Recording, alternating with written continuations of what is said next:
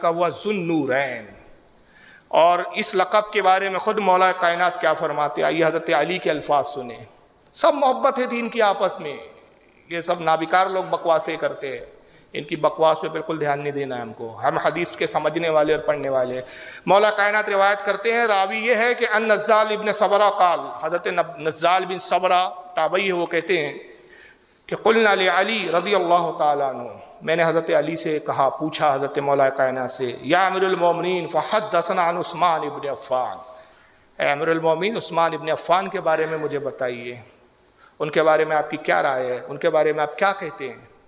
تو علی کیا کہتے ہیں؟ میں کیا کہوں؟ فقال ذاک امرؤ یدافع الملائ الاعلی ذو النورین، کہا مجھ سے کیا پوچھتے ہیں عثمان کے بارے میں؟ خدا کی قسم آسمان کے فرشتے عثمان کو ذو النورین کے نام سے پکارتے ہیں.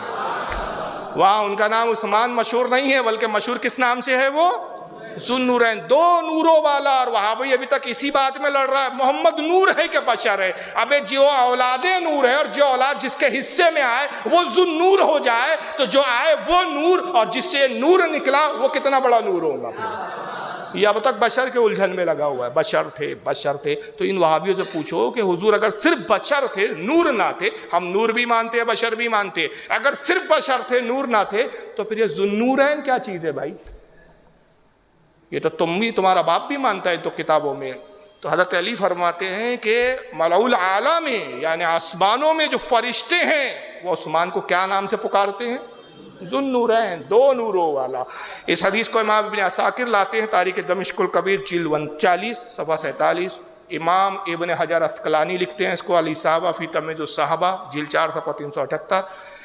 امام جلال الدین سیوطی نے اس کو لکھا تاریخ الخلفاء صفحہ 261.